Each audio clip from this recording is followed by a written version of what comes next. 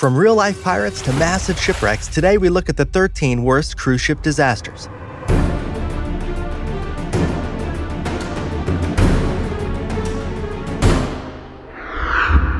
Number 13. Compared to many cruise ships, the MS Estonia was a fairly small vessel. At just a little over 15,500 tons with a maximum capacity of 2,000 passengers, the MS Estonia was also a ferry, capable of holding some 460 cars.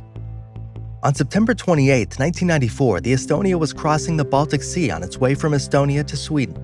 It was carrying a total of 989 people, 803 of whom were passengers. Due to poor cargo distribution, the ship was listing slightly to starboard. This would prove a decisive factor in the ensuing disaster. Rough weather led to a large wave striking the bow doors. This continued to happen, and loud noises were heard by everyone aboard the vessel.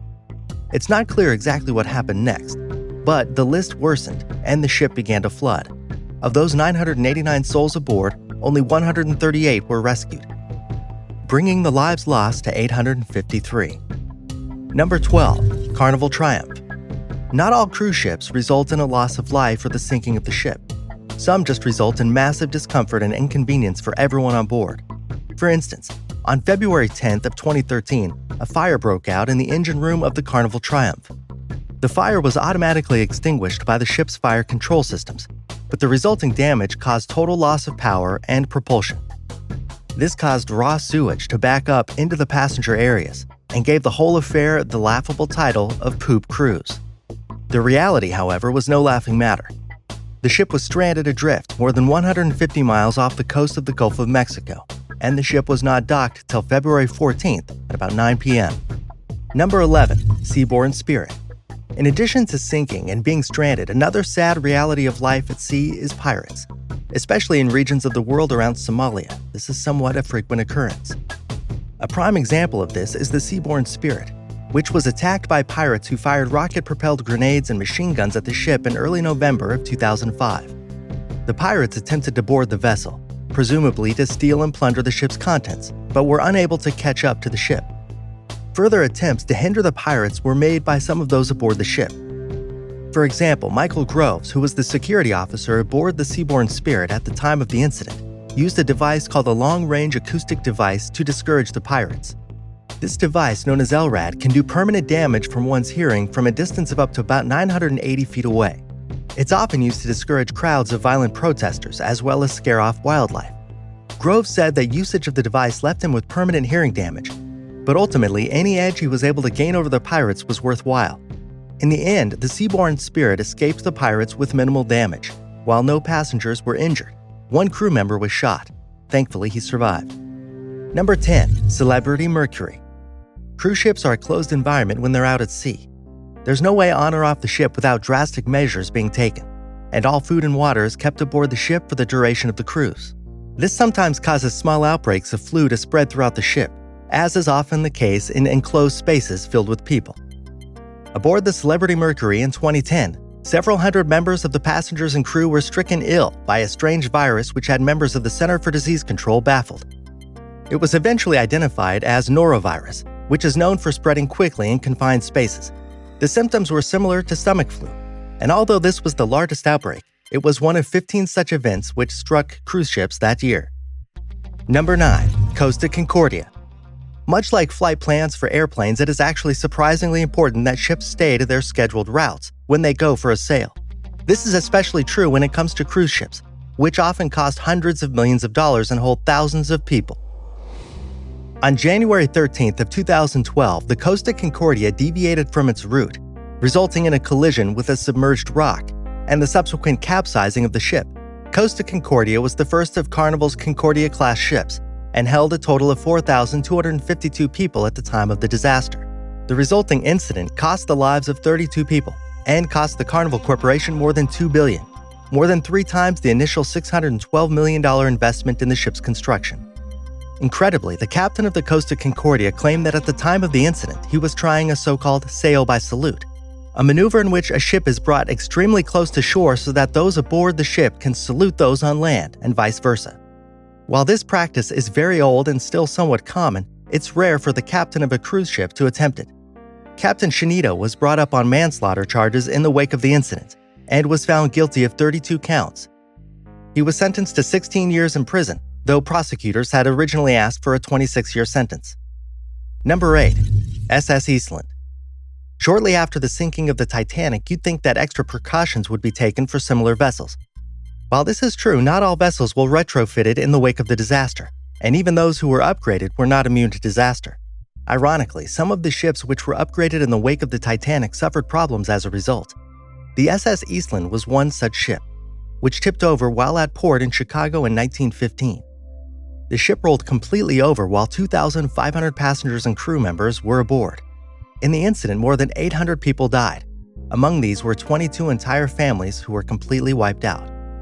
It's thought that retrofitting additional lifeboats to the vessel after the passing of the Seamen's Act of 1915, a law created as the result of the Titanic sinking, caused the SS EASTLAND to tip over while still docked.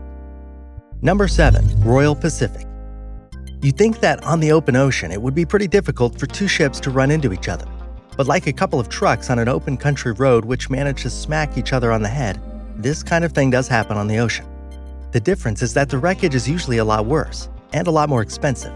In August of 1992, the Royal Pacific collided with a fishing trawler while carrying a load of 530 passengers. 70 of these people were injured and another 30 died, some whose bodies were never recovered.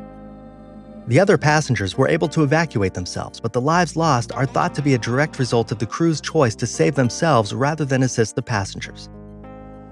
Number 6. Louis Majesty. There have been many films throughout the years which focus on the idea of so-called rogue waves striking a seafaring vessel. These waves seem to come out of nowhere and can be several stories tall, all while traveling at absurd speeds. This isn't just fiction, though. It's happened before. The Louis Majesty was hit by several rogue waves in March of 2010, resulting in the death of 2 people and the injury of several others. The vessel, which was out on a 12-day pleasure cruise on the Mediterranean, was struck by waves as high as 26 feet and traveling up to 60 miles per hour, driven by hurricane-force winds of similar speeds. The ship wasn't damaged and was able to finish its voyage after a short stay in Barcelona, but the harrowing incident speaks of the dangers of such waves. Number 5. Pacific Sun. When the ocean decides to toss around a massive cruise ship like it's a toy in a bathtub, you can only hold on for dear life and hope that you come out all right on the other side. This is what happened to those aboard the Pacific Sun in April of 2008, when violent ocean conditions and a large storm caused the ship to lurch and shake wildly. The swells of the ocean made the ship rise and fall more than 25 feet at a time, and winds over 50 knots, about 60 miles per hour, harrowed the ship.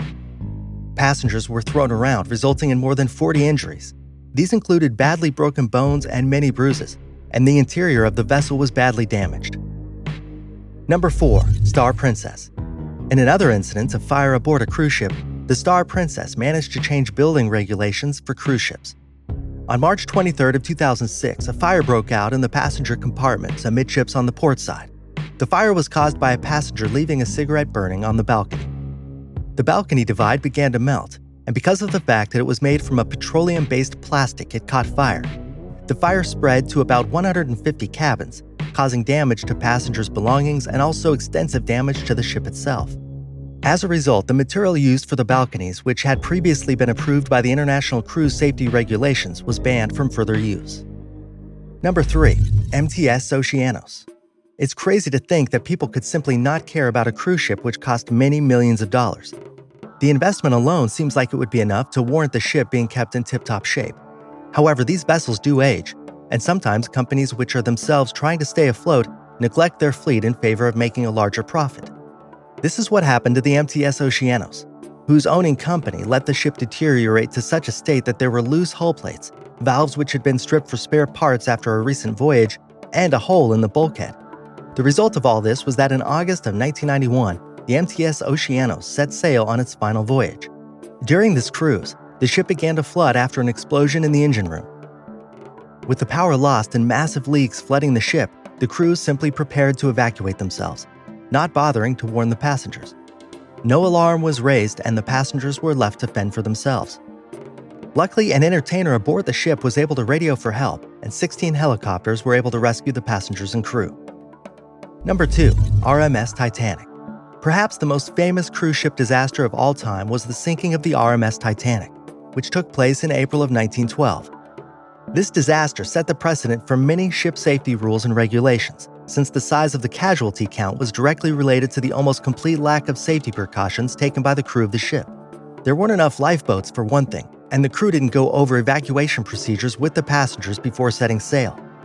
When the ship struck an iceberg in the middle of the night, the ensuing chaos cost the lives of approximately 1,500 people. Number 1. Wilhelm Gustloff. A sad reality of war is that civilian and non-combatant lives are often lost in the pursuit of military victories.